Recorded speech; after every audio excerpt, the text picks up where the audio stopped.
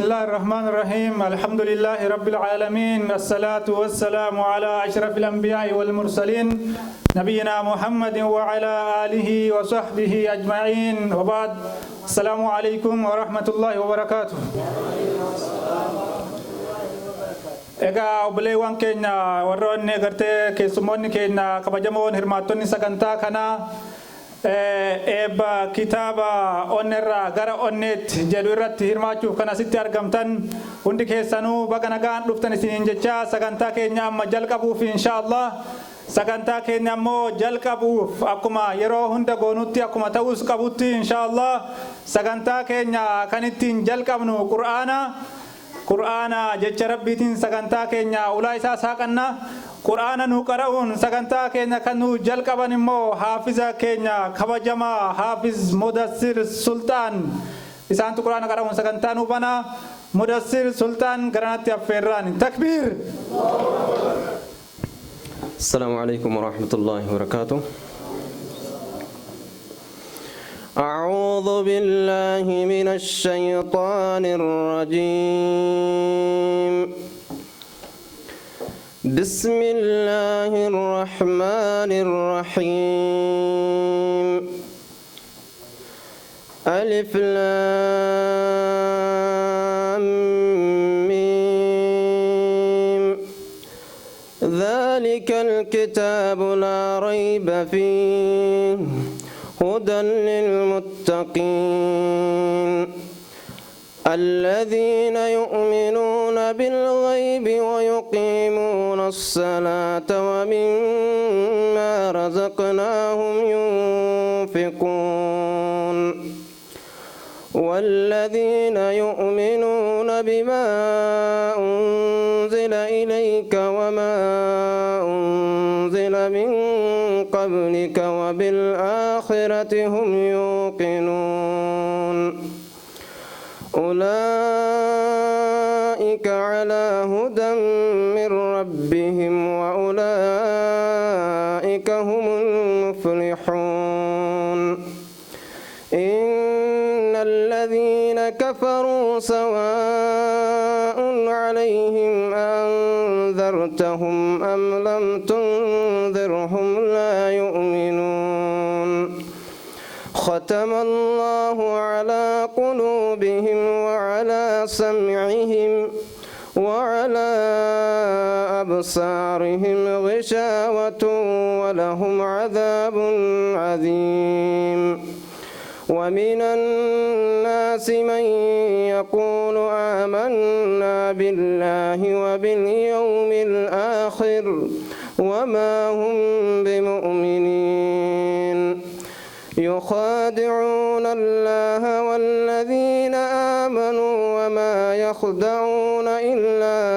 أنفسهم وما يشعرون في قلوبهم مرض فزادهم الله مرضا ولهم عذاب أليم بما كانوا يكذبون وإذا قيل لهم لا تفسدوا في الأرض قالوا إنما نحن مصلحون ألا إنهم هم المفسدون ولكن لا يشعرون وإذا قيل لهم آمنوا كما آمن الناس قالوا أنؤمن كما آمن السفهاء ألا إنهم هم السفهاء ولكن لا يعلمون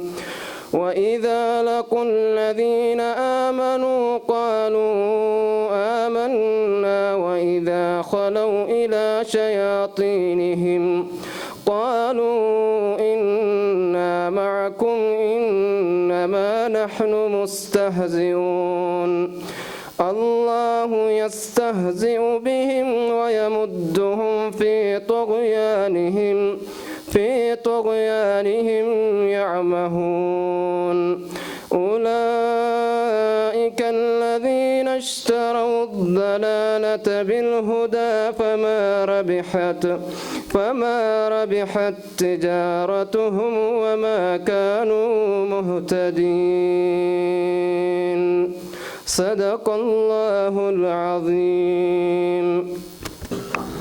ما شاء الله حافظة كينيا رب مريها ديرس حجا ولك أبي في رب سنة ملكس برم سدبالي ففي حبرت عالم هاتا عمرها ديرفت إيجا حافظة كينيا مدسير سلطان دو قرآن أكيسان ملوت سغلي بريدا نفكراني رب سان الراحة جالتو Egaa obboleewwan keenya sagantaan keenya waan garaagaraatiin ture haga sa'a kana dheeratulleen inshallah amma itti fufnee akkuma tartiiba isaatti wal duraa duubaan kan itti deemnu ta'a.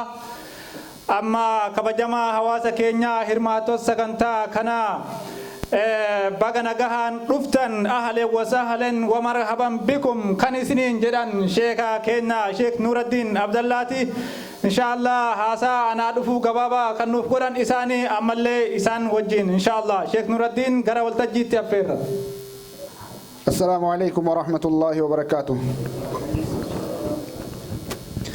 بسم الله الرحمن الرحيم الحمد لله رب العالمين والعاقبة للمتقين ولا عدوان إلا على الظالمين الصلاة والسلام على أشرف المرسلين سيدنا محمد وعلى آله وصحبه أجمعين أما بعد وبلين إسلاما حواس كينيا حواس جرمني كم بيك صافي كم بي على جرتن علماء داؤني hawaasni keenya dubartiin dhiirri ijoolleen hundinuu akkasumatti eebba kitaaba min alqalbi ila alqalbi jedhu yookaan afaan oromootiin onneerraa gara onneetti kan jedhu kan ustaaza keenya Sheekh Faaruqiin barreeffamee guyyaa dheeraaf karoorfamee har'a galata rabbiitiin alhamdulillaahi rabbil aalamiin gargaarsa rabbii keenyaatiin har'a eebbifamuuf deemu baga nagaan dhuftanii isiniin jedha.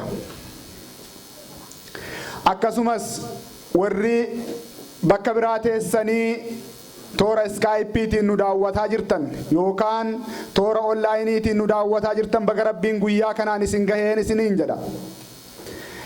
Akkasumas itti aansuudhaan ustaaza keenya Sheekh Faaruq illeeni baga rabbiin kaayyoo kan kee bakkaan sii gahee guyyaa har'aa akka ta'aabii kan kee yeroo dheeraa irriba itti dhabdee ta'aabdee kitaaba kana barreessitee guyyaa isaa qaqqabdee hawaasa kan keetiin wal qaqqabsiisuuf yookaan wal barsiisuuf ta'aabaa turte baga rabbiin guyyaa kanaan si gaheen isaan jedha inshaallah isallee.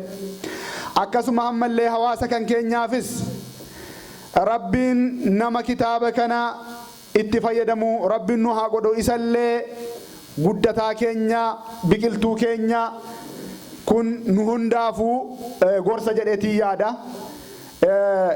Ustaaz Faaruq akkuma isin hundinuu agartanuu umriidhaan numa hundaa gadi quxisuu kan keenya rabbiin alhamdulillahi rabbil aalamiin gargaaree beekumsa kana kenneefi sadarkaa kanaan isa gahee har'a mucaa quxisuu keenyaatiin gorfamuu jechuun kan keenya kuni waan guddaadha.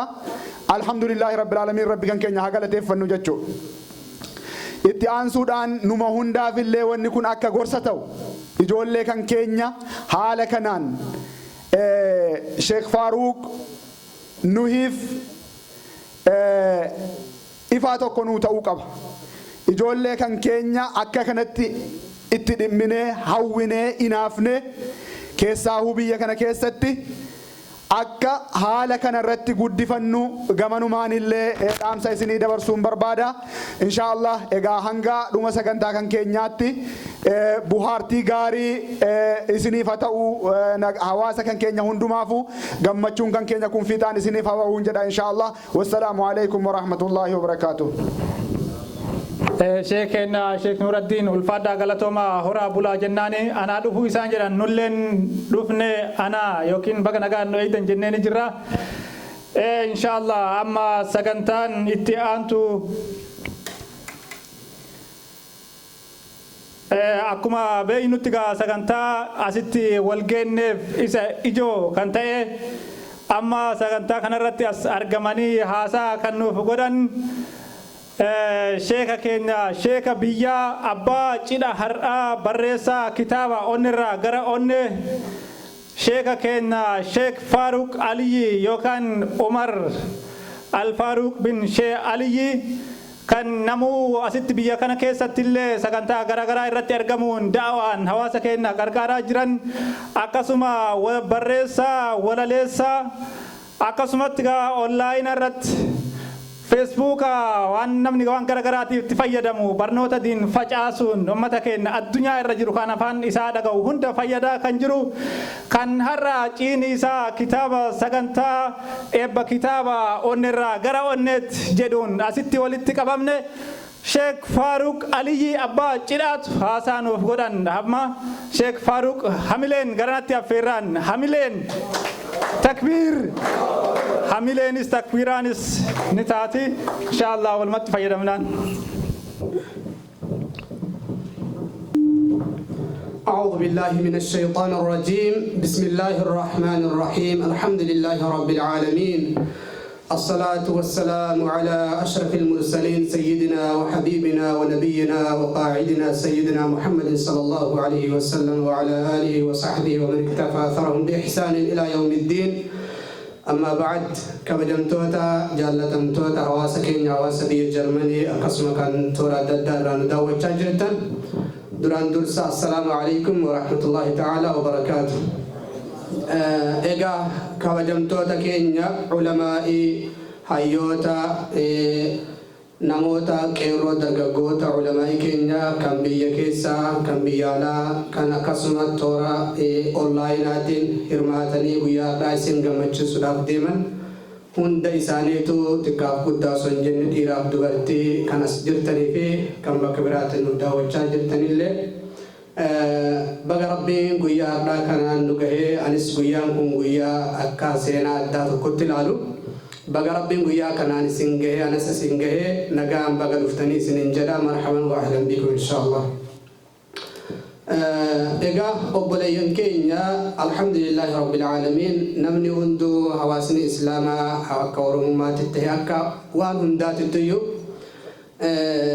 baga rabbiin guyyaa kanaan nu gahee haa ta'u kitaaba waa'ee kitaaba irratti waan abbaan dhimmi ilaallatu ana waan ta'eef waa'ee isaa irratti koo isiniif ibsuu barbaadan inshallah.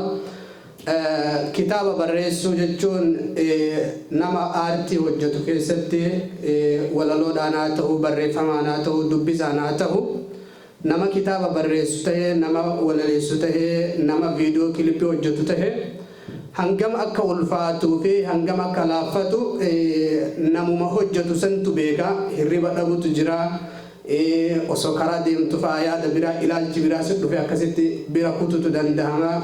Waa hedduu keessa dabartee wanta tokko wanni ati qorattee barreessitu sunillee tokkoffaa hawaasa bira fudhatamu qabaachuu qaba akkasuma ammas wanta sirrii waan yeroo kamiyyuu hin shaaramne waan guyyaa lamaaf sadii barraa osoo hin taane waan hawaasa islaamaa keessattuu wanni amantii waan qajeela gadhaabbannaa fi ijjannoo gadhaabannaaf ragaa barbaachisa waan ta'eef kana walitti qabuudhaan waan akkanaa hojjechuun namoota waan akkanaa hojjetan hedduu takka akka ulfaatu irra caalaan keenya ni beekna jedhee amana.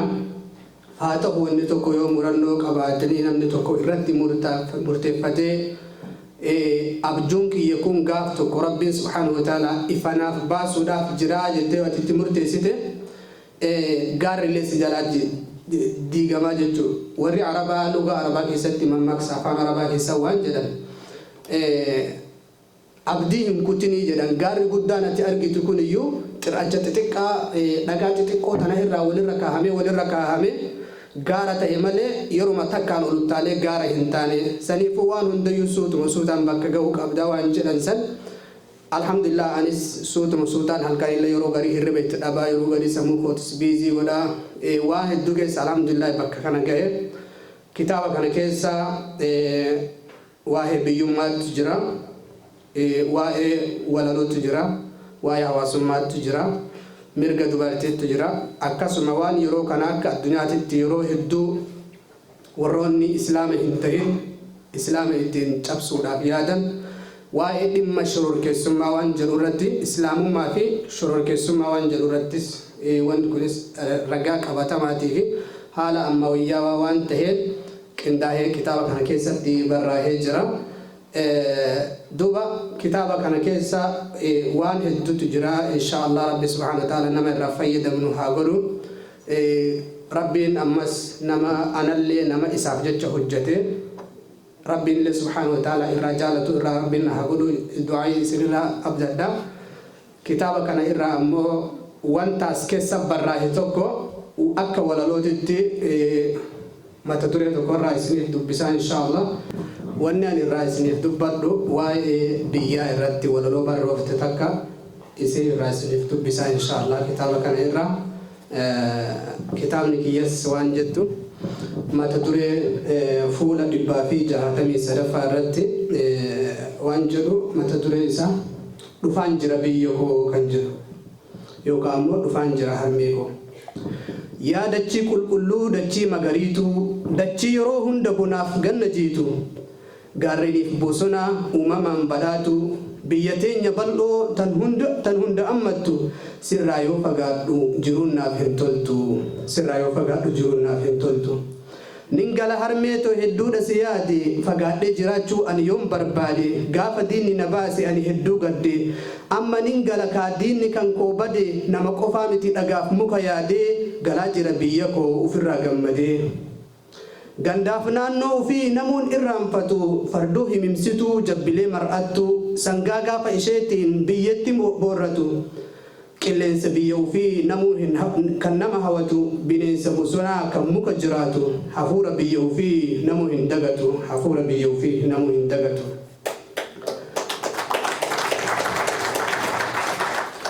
Hintaane biyya ormaa onnee gannuun seenne durumaa jaalannee way itti baqanne roorrotu nu geesse biyya nu hin feene rakkoo isii keessaa hundumaa ammannee owwaa fi qabbana isheellee baadhannee jireenya baqaatti waan hedduu argine barreeffamee hin dhumu wanni nuti taane gaafa tokko dubbanna gaafa bilisoomne gaafa tokko dubbanna gaafa bilisoomne.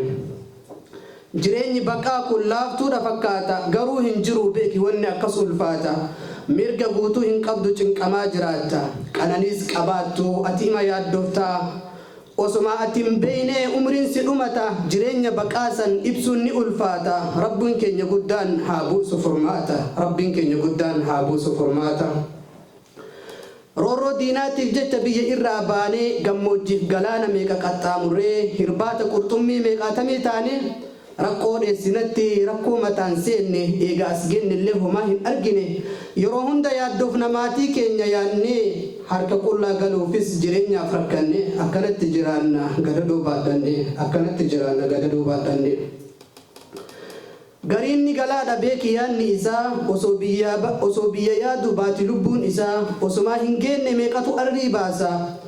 Rakkoon biyya baqaa hedduudha rakkisa warri orma jirtan homaa miti obsa ni galtan gaaf tokko rabbi isin deebisa ni galtan gaaf tokko rabbi isin deebisa. Dhaamsa qabaaf lammii koo kan biyya jiraatu kan biyyarraa bahuuf yaadan tattaafatu dachiin biyya ormaa homaasiif hin gootu hojjadhu guddadhu biyyuma keetittu biyya ormaa tamuu tanteesiif hin taatu. Biyya teetii hin bahin biyya qananiitu waan keessiif qabu rabbisiif haa filatu. Yaa ummata keenya ka'a wal kakaasaa dinagdeen cimaa itti wal jabeessa hiyyummaa fi ceemaa ofirraa fageessa.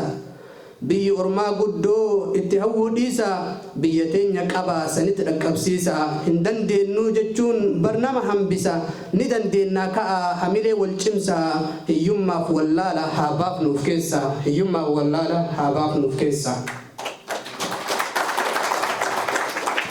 Tokkummaa qabaatanii afaan tokko taanaan wal jibbaa dhiisee hunduu wal jaalannaan wal jala eeguu dhiisee namni hunduu iftaanaan nama eeguu dhiisee hundinuu hojjannaan rakkoo booyuu dhiisnee fala itti barbaannaan wanni hunduu ni taha barnumti waltaanaan wanni hunduu ni taha barnumti waltaanaan. biyya jechuun warqii kan namuu jaallatu biyya ormaatamuu biyya namaaf hin taatu dachiin teenna tana dachii magariituu osoo isii qabnu rakkachuun hin taatu wanni nu baasu tokko harka wal qabatu akka biyyi teenya tun bakka nuuf geettu biyyoonni akka keenyaa yookiin hungahanii baay'inaaf humnaanis barnu hin gayanii tokkummaa jabeessanii harka wal qabanii wal qooduu dhiisanii waliin gad bahanii biyya ofii guutuu harkatti deeffatanii maalummaa biyya ofii addunyaaf ibsanii maalummaa biyya ofii addunyaaf ibsanii islaama hin jedhin ati kiristaana islaama hin jedhin kiristaana ati amantiin tan abbaati bar mirga dhuunfaati biyya immoo hunduu kan qabnu walitti dachiin tan hundaati nu hundaa walgeetti tokkummaa jabeessaa qabadhaa harkatti gandummaaf gosummaa eeggadhaa fagootti waliin tokko taanee haa deemnu duratti waliin tokko taanee haa deemnu duratti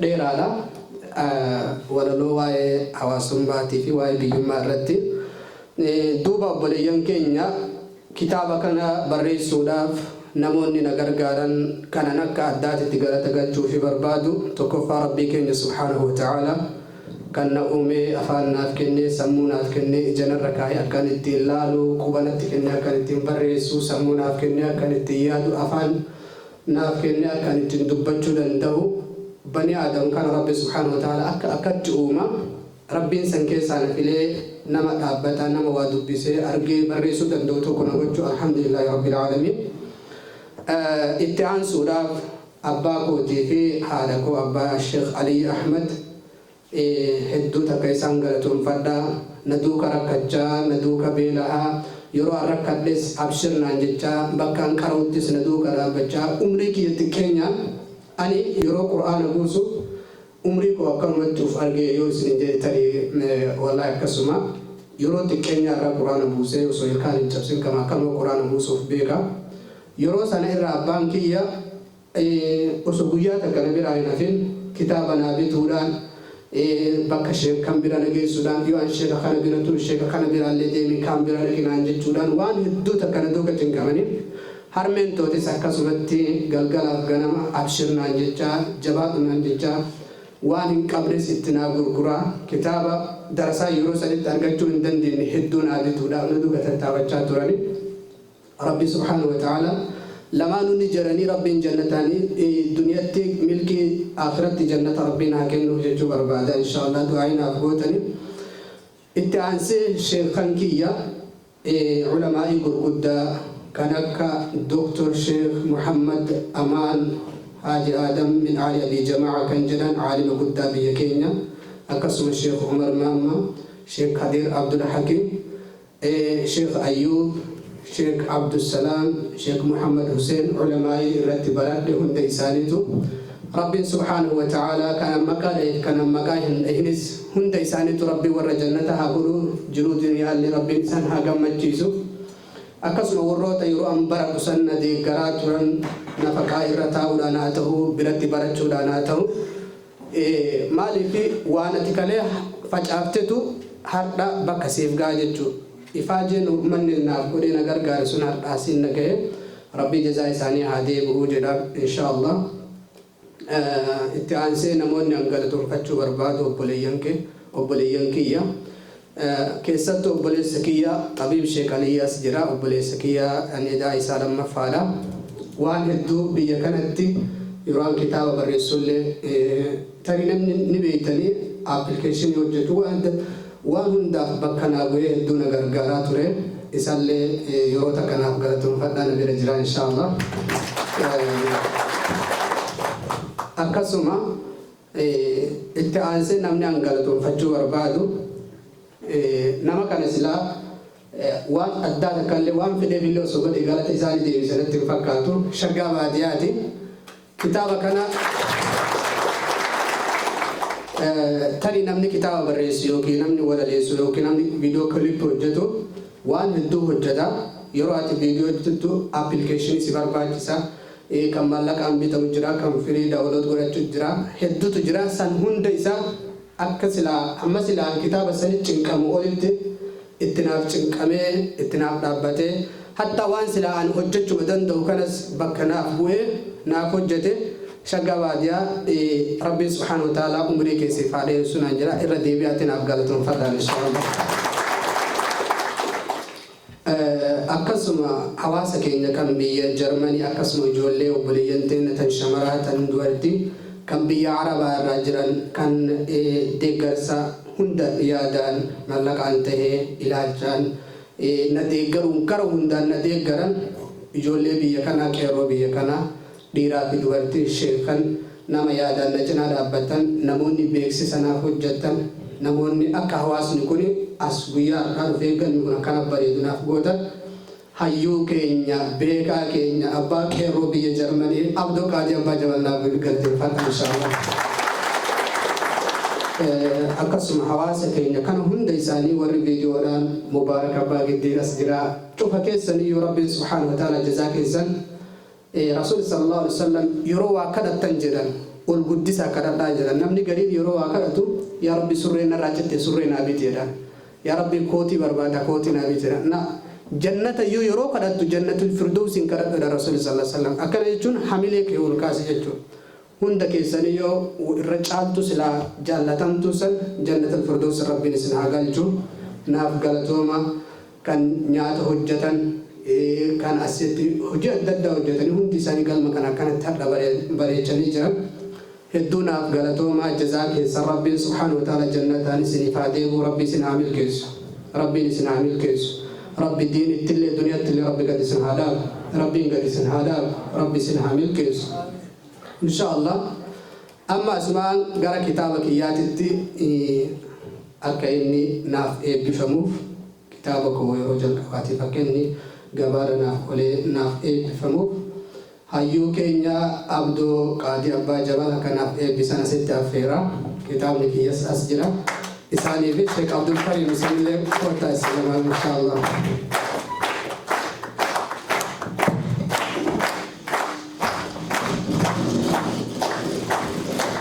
فداك أبي وأمي يا رسول الله فداك روحي ودمي يا حبيب الله فداك أبي وأمي يا رسول الله فداك روحي ودمي يا حبيب الله فداك أبي وأمي يا رسول الله يا رسول فداك روحي ودمي يا حبيب الله يا حبيب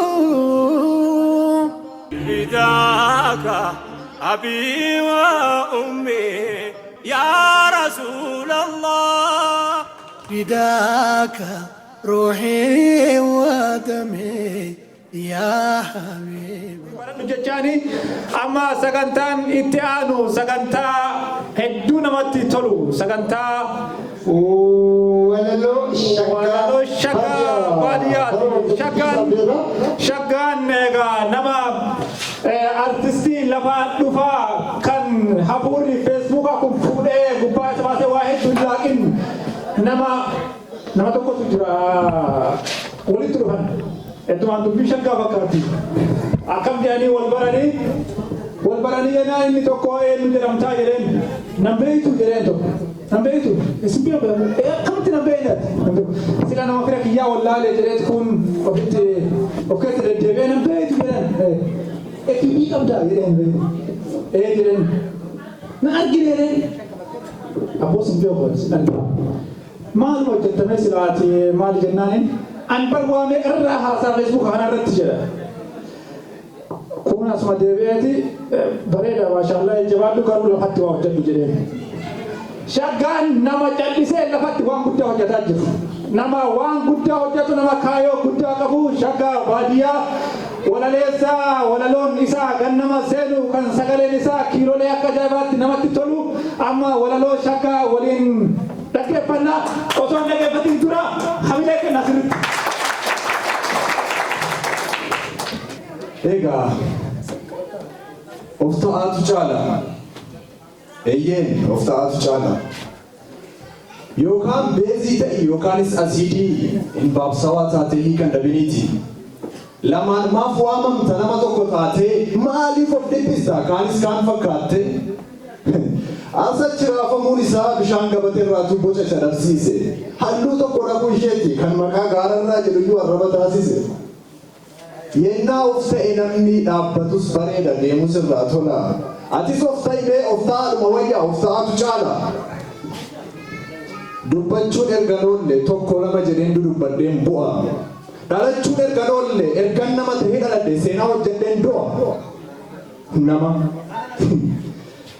Ilaamee jarana nama jechuun maalidha? Deddeebi'aa of gaafadhaamee gaaffiin kun gaaffiidha.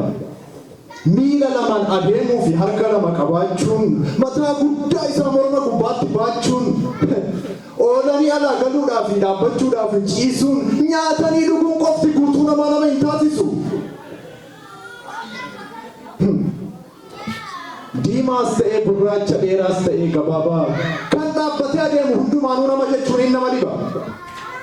Maaliif yoo jettan ilaamee yaa firaa nama jechaan waliif lama jireenya isaarratti nama kaayyoo qabutu guutuu namaa jedhama. Nama kaayyoo qabutu galma gahee mul'ata. Kan kaayyoo galmaan gaheetu immoo afaan guutees dubbata. Dhaabbatus bareeda deemus irraa tola namni kaayyoo qabu mul'ata akeeka bakka dhaqus beeka namni kaayyoodhaaf dadhabu. Na dhageessaa laata inni kaayyoo qabdu? Kaayyoo galmeessuudhaaf mul'ata dhugoomsuudhaaf kan har'a dadhabdu. Fuulli kee simboo dhabus qaamni kee daalachaa'ee barri boru darbu sidaanus furga'ee mul'ata dhugoomsuudhaaf yoo si caphes maddiin galmaan geessu malee kaayyoo kee hin muratini abdii. Maaliif yoo jette loo'ee akka bofaatti lafarra foqoqaa dadhabus tiratee xiiqiidhaan shunquuqaa. Fagaatullee karaan harka illaatu hin dadhabu. Namni dugda isaarraa ba'aa kaayyoo baate qabu. Oolmaan bara keessaa faallaa ta'ee mammaramus jiruuf jireenyi kee tasa sitti cimeesiif gamus. Daandii irra deemtu ta'ee tabbaaf qileessi qormaatus qormaata ta'uusaa hubadhu. Bu'aaf bayinati baate hundumtuu barnoota. Aduun sitti bahee si baqaqsus mataa, bokkaan sitti roobee si miicutu uffata. Guyyaa dhaabbatatti dhiiga kee si tuutusi silmii fi qarcaasaan halkan hirribatti tafkii fi injireensi dhoogganus ciisa. Fagaatullee karaan harka illaatu hin dadhabu namni dugda isaarraa ba'aa kaayyoo baate qabu. Yoo dhabdellee irkoo gatantanii tiradhu barii boruu keetiif ba'aa kaayyoo xiiqii godhu. Kanneen kufaatii keessan eegan mul'anataa jabina dhaabbii keessaniitiin garaatu gubata. Gubi garaa diinaa bobeessi haa boba'u. Teessumni boqonnaa kee gaaddisa haa ta'u. Yoo barbaadde injifachuu hinaaftuu kee gufuu danqoo bariidhaan lafaa ka'a lafa barii iyya handaanqoo. Mul'ata dhugoomsuudhaaf kaayyoo galmeessuudhaaf kaayyoo aabboodhaa fi aayyoo lafa barii kee fiiga namni boreef qabu kaayyoo. Hayyaa qalbii koo otoo roobni roobini marga akkamitti marga nama nagaa qabutu halkan iyyuu yoo rafe abjuu gaarii arga. Akkuma jedhan sana ilaamee jirana. Dubbii bara kanaatu fuudhee naan sokkinaan nagaallee irraan fadheen of gochaa jiran.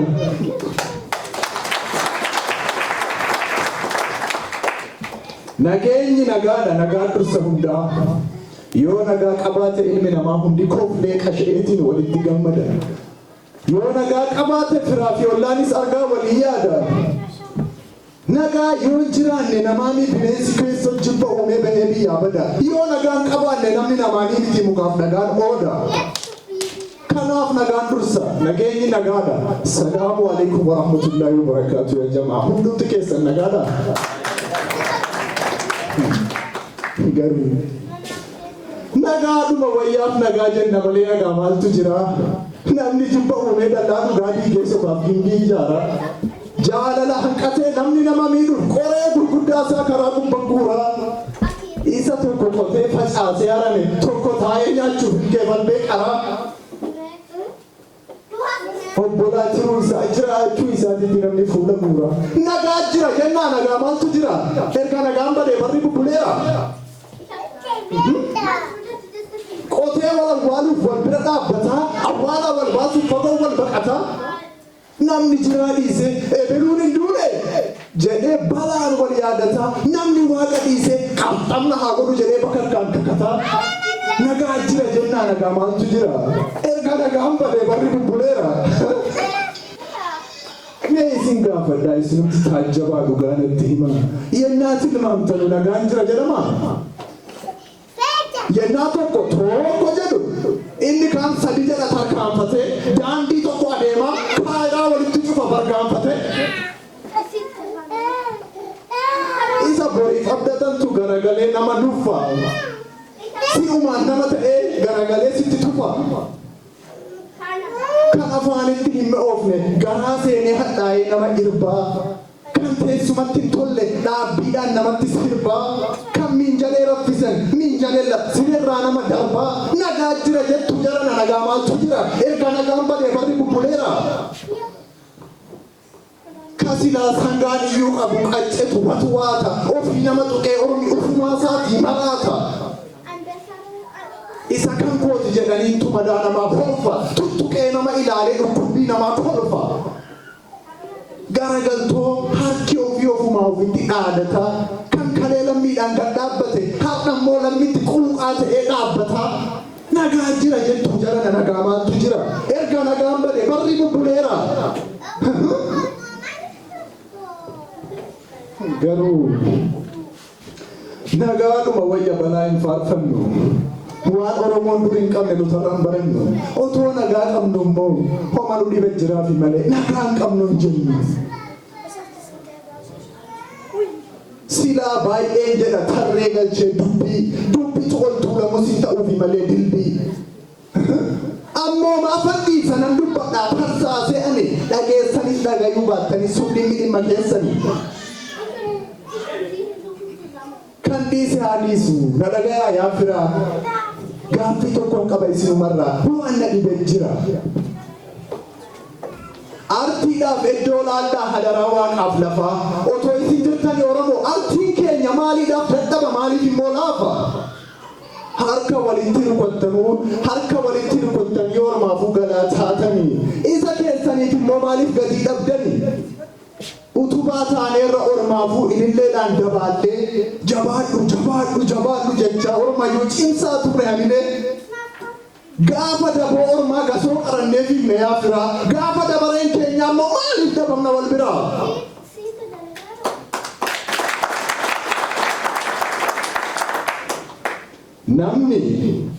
Namni du'an oolu jireenyi kun mil'uudha. Namni seenaan qabne immoo guutuu miti hir'uudha. Yennaa lubbuudhaan du'ani firaashii fi soofaa miti biyyoo hafatanii rafu. Jireenyi kun gabaabduudha. Otoo karaa deeman iyyuu kilbii jedhanii hafu. Dubbatan dhugaa dubbachuudha. Dubbachuun ergan oolle dhugaa dubbachuudha. Hojjechuun ergan oolle immoo ormaaf miti lammiidhaaf hojjechuudha.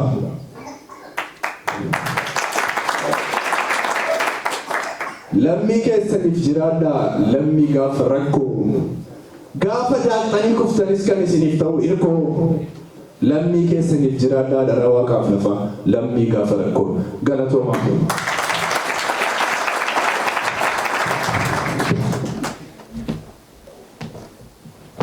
Meera deebi'aatti takkaa shaggaa baadiyyaa amilee nu kennaafi. Artiin karaa komii rakkoo qeeqa fi waan hunda ittiin ibsatan jechuudha. Kanaafuu akkuma obboleessi kenna jedhe warroota artii ogbarruu afaan Oromoo guddisan kana qeerroo amma lafaa dhufaa jirtu keessattuu kan biyya Jarman keessa jiran kana jajjabeessuun isaan cinaa dhaabbachuudhaan akka fakkeenya nama biraatiif ta'anitti isaan kana gadhaabnee utubuu qabna. Kanaaf kanatti aansee ammoo sagantaa keenya kan itti aanu jechuudha. Aktiivist Abbaa Qeerroo biyya Jarman Abdoo Qaadii Abbaa Jabal gara waltajjiitti affeeraa haasaa godhanii haamileen gara waltajjiitti naasimadha. Galatooma akkam jirtu warra isin argeen dubbifne waa sadi gabaabseetaniin haasa'uu barbaada. Jalqaba biyyuma Jarmanii keessa jiraannee amma waan argaa jirrutu baay'ee nama hawwachiisa. Akka Oromootti waan hawaasni tokko barbaadu hunda qabna jechaadha. Modereetarii ciccimaa qabnaa, walaleessaa qabnaa, sheekota qabnaa, warra aadaa Oromoo, seenaa Oromoo beekan qabnaa, warra dandeettii ogeessa kaameeraa waraabanu qabnaa. Egaa lakkaa'een fitu kanaaf baay'ee gammachuun qaba. Harrayyuu waa meeqaasitti argaa jirra jechaadha. Itti aansee waa'ee sagantaa hardhaa Sheikh Faaruq yookaan Umar al-Faaruq Ibn Aliyyi xiqqoo waa jechuun barbaada. An Sheikh Faaruqiin kanin wal baree yookaan barreeffama isaanii kanin beeku amma isa jalqabaa isa kanarraa miti. Walaloo mimmi'aawaa, walaloo warraaqsaa ka gorsa qabu, kan hawaasa tokko fayyadu, sagantaa adda addaa irratti, sagantaa ayyaana waggaa OMN irratti keessattuu sagantaa gurguddaa Oromoon qopheessu irratti akkasumas guyyaa waggaa tokko dura guyyaa muummichi ministeeraa Dr. Abiy Ahmed yeroo dhufanuu istaadiyeemii guddaa sana keessatti walaloo maal fakkaatu, walaloo fira gammachiisee diina rifachiise illee nu dubbisanii jiru. Kanaaf hedduu nu boonsu yeruma hundaayyuu. Kanaaf Sheikh Faaruq hawaasa kana keessatti keessattuu hawaasa Oromoo Jarmanii keessatti nu waliin jiraachuu keessaniif gammachuu guddaa akkan qabu ibsuun barbaada. Itti aansuudhaan nama akkasii jajjabeeffachuu qabnaa. Hojii isaanii deeggaruu qabnaa. Kitaabni kun akka dubbifamu, kitaaba lammaffaallee akka barreessuuf hamilee qabaatanu waliin cinaa dhaabbachuu qabnaa. Kanaafuu anis gama kiyyaan yeruma hundaayyuu isinii waliin hagan danda'e akkan dhaabbadhu ibsuun barbaada. Egaa qabxiin lammaffaa waa'ee Sheikh Faaruq keenyaa himee haasa'ee fituu hin danda'u amma waan sa'aatiin deemeef qabxii lammaffaa waa'ee dhimma baqattootaarraa xiqqoo waan ijoo ta'e isinitti meeka'eeni gara qabxii sadaffaatti immoo ce'a gaggabaabseetaniin dubbadha. Walumaa galatti dhimmi baqattootaa sadarkaa maaliirra jira isa jedhu isuma amma jirurraan haasawa. Isa durii irra hin deddeebinu sagantaa adda addaa irratti haasawaa waan turreef. Gabaabinaanii Apriilii bara 2018 erga gareen jijjiiramaa jedhamee Itoophiyaa keessatti beekamu aangoo qabatee as mootummaan Awurooppaa seera koolugaltummaa addunyaa irratti yeroo adda addaa irratti walii mallatteessan bara 1947 akkas jalqabee kan walii mallatteessan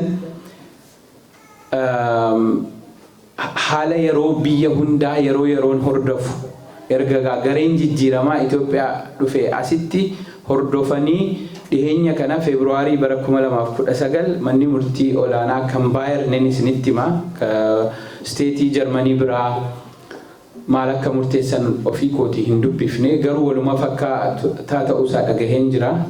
Ka Baayern maal murteessanii erga jaarmiyoonni Oromoo shororkeessitoota jedhaman jaarmiyoonni Itoophiyaa shororkeessitoota jedhamanii kanaan dura mootummaan akka biyyan galle taasise biyya akka galan hayyamameeraa fi namootiin bebbeekamaa akka Dr. Mararaa Guddinaa, Baqqalee Garbaa, Iskindir Naggaa warrumti sababa siyaasaa hidhaman hundi hiikamuu isaaniitiin baqataan tokko sababa siyaasaa biyya Itoophiyaatii bahee koolugaltummaa gaafadheera ka jedhu durillee hidhameera yoo ta'e miidhameera yoo ta'e illee amma rakkoo sana waan hin qabneef gara biyyaatti deebi'uu danda'a ka jedhu mana murtii olaanaa erga murteessee as amma yeroo ammaatti ijoolleen keenya hedduu mana murtii dhiyaataa jiran deebii gaarii argataa hin jiran. Kun egaa waan akka odeeffannootti xiqqoo waan nama hin gammachiifne garuu immoo waan immoo kabiraas lafa kaa'aniiru. Kanaan dura barreessees jira, amma immoo argaa jirra waan kanaan dura dubbatan firii isaa argaa jirra. Fakkeenyaaf maalinni namoota bara 2018 irraa Oogustii 2018 duratti biyya Jarmanii seenan waa'ee Jarmanii irraa naasaa amma haala kamiinuu kolugaltummaa gaafatanii siyaasaa ta'uu danda'a, waa'ee aadaa ta'uu danda'a, waan adda addaa waan gaafatamu hundaan biyya kana keessatti tattaaffii godhanii yakkarraa bilisa ta'anii Ausbildungii hojii waan akkasii warri jalqaban akka biyya kana gara biyya isaaniitti hin ergamne taasifnaa jedhanii seera baasanii seerri sun amma ji'a 2 booda hojiitti raggaasifamee jira. Paarlaamaa lachanittu gara hojiitti hiikama jechaadha. Sababaa kana akka haasaa koo hin dheeressine ji'a 1 yookaan 7-6 duratti Ministerri dhimma biyya keessaa kan isteetii Baayern Ausländer Behörde yookaan immoo Landraats amtii amma 7-6 deemanatti fakkaata. By the way, an qaamaanis dhaqee waan kana natti manii jiru. Dhugaa ta'uusaa amman argutti dubbachuun waan rakkiseef malee garuu amma argaa jirra. Itoophiyaa qofaa miti, Oromoo qofaa miti, addunyaa kamirraayyuu namni dhufee dhimmi kolugaltummaa isaa ilaalamaa jiru. Paaspoortii kennes dhiises akka hojiin hayyamamuuf jedhee ajaja kennee fi Ausländer Behörde Baayern keessa jiranu cuftii yookaan martii hojii hayyamaa jiru natti fakkaata. Kan hin hayyamne yoo jiraate kanaan durallee yoo isin dhowwataniiru jiraate deebi'aati gaafadhaa dhorkachuu hin danda'an ajajatu kennameef. Garuu paaspoortii waraqaa eenyummaa waan akkasii hin gaafatu. Amma gaafii hedduu kaasuu dandeessu isin. Sana seera amma bahee wajjin sunis walitti qabatee jira. Fakkeenyaaf namootiin Ausbildungii jalqabanii ijaan argaa jirra nama tokko Ausbildungii keessa otuu jiranuu karaa xabaqaa isaaniitiin Ausländer Behörde Landraats amtii wajjin walii galanii Vertraaga Ausbildungii fideen jira. Nam fidaa yookaan paaspoortiis nam fidaa Ausbildung Duldung waan jedhamu seera adda addaatu jira. Sanan akka kennanu isaanuu hin kenninedhanii walii galanii warri fidanii sana argatanii Ausbildungii godhaa jiran jiru. Dhimmi isaanii xumuramee jechuudha kufee mana murtiitti. Garuu sababa Ausbildungii biyya kana keessa warri turaa jiran jiru. Kanaaf waraqaa eenyummaa an ammas irra deebi'ee yeroo hedduu irra deddeebi'een hima. Fidaatii itti kennaa isiniin jedhu garuu individuaalii dhimma keessan yeroo hordoftanu xabaqaa wajjin haasawaa yeroo isin itti kennuun isin fayyadutu jira yeroo inni kennuun miidhutu jira. Kanaafaniin jimlaadhaan fidaa kennaa paaspoortii waraqaa ragaa dhalootaa waraqaa eenyummaa jechuun rakkisaa sana anis hin jedhu namni kaanis namni dhimma kana gadi fageenyaan beeku akkasiin jedhu garuu yeroon isin itti fiddanii jennaan fayyadamtanitu jira jechaadha. Kanaafuu isa kanaafi isa duraanii caalaa isa bundasamtii fi mana murtii dhiyaatan caalaa isa Landraats amtii kanatu baay'ee complicated yeroo hunda gorsa barbaada of eeggannoo barbaada. Namni tokko fakkeenyaaf haasaa fidaafanii dheeressaa jira malee gabaabsuu barbaadeen ture. Fakkeenyaaf dhimmi isaa xumurame mana murtiitti riijektii argate. Paaspoortii fidi jennaan paaspoortii yoo fide biyyatti darbuudhaaf yaalii godhu. Maaliif seeratu akkas jedha?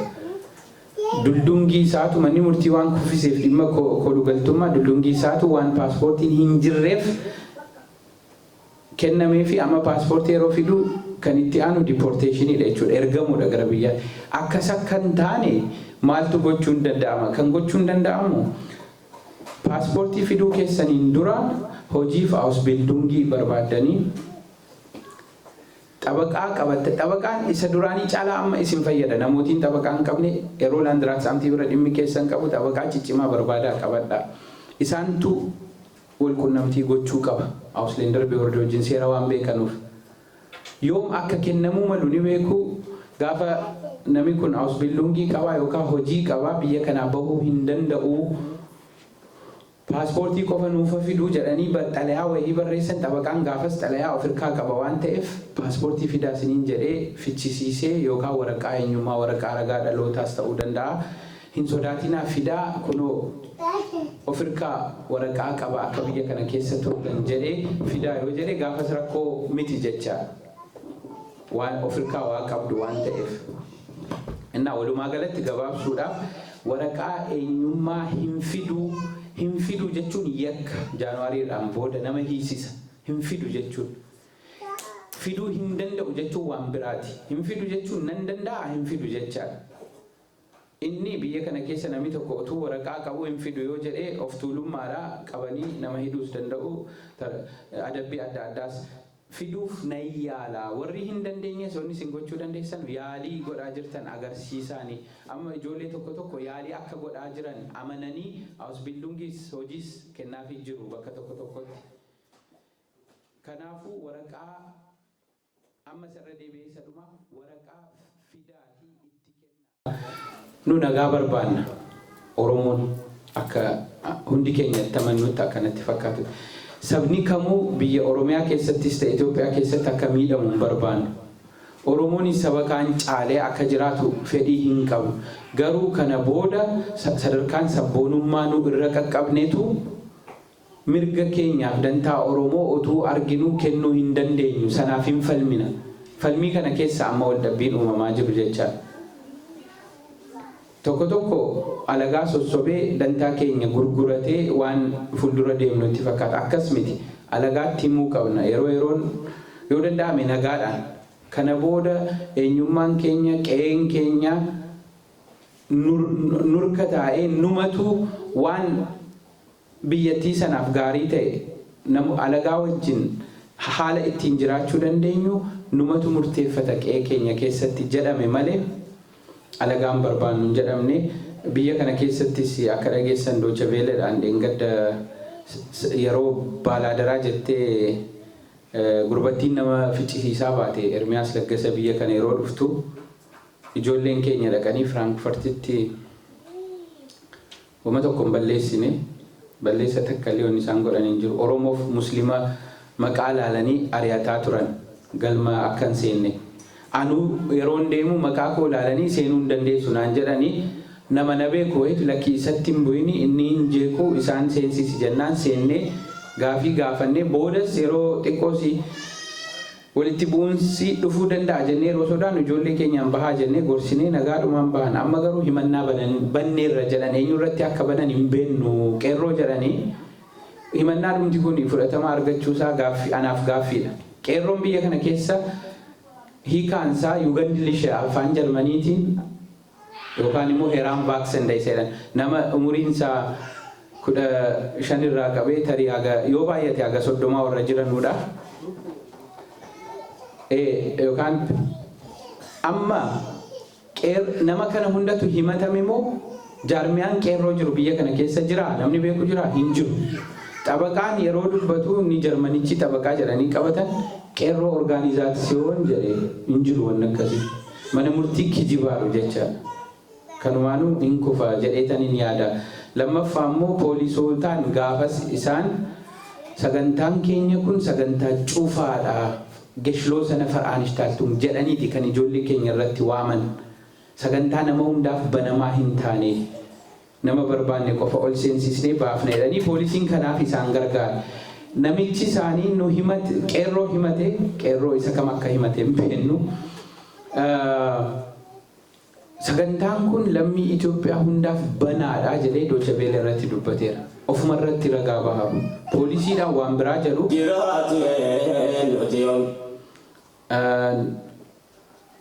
Poolisiidhaan waan biraa jedhu miidiyaarra yeroo gabbahan waan biraa jedhu. Nuti hin barbaanna of saaxilu malee nuti himannaa isaanii kana itti fayyadamnee eenyummaa isaanii falminee saaxilla malee wanni nu taanu hin jiru. Kanuma isin hubachiisuu fi Doocha Veelee irratti dhageessaniitu haalli biyya keenyaas dhiheenya keessa waan lama kan isinitti himu karoorri amma jiru karoorri karaa marii Oromoo hawaasotaan aktivistootaan namoota jiranuun mari'ataa jirru yeroo gabaabaa keessa konferansii cimaa tokko waan akka walgeettii fi deeggarsa Jawaariif OMN qabnu wajjin walitti qabsiifnee walgeenyee manni barbaadamaa jira. Yoo danda'ame Jawaarillee dhufee jechaadha. Inni lammaffaa erga diinni OMN akkas jibbitee nama keenyallee akka OMN'n biyyarraa ari'achiisuuf qabsoo isaan godhaa jiran agarree Jarmanii keessattillee istuudiyoo OMN banuuf karaa walakkaa deemnee jirra. Yeroo gabaabaa booda istuudiyoomii OMN Jarmanii keessaa iyyuu hin qabaanna jechaadha. Sagalee keessanillee kunigaa waan haasa'amee hafootu hin ta'in tarii yeroo dhiyoo booda yoo danda'ame Jawaaromti dhufee kan eebbisee banu ta'a. Egaa galatooma haasaa dheeressuun sa'aatii kana hin danda'amu. Ulfaadhaa yeroo biraa wal agarree bal'inaan mari'annaa. Ulfaadhaa.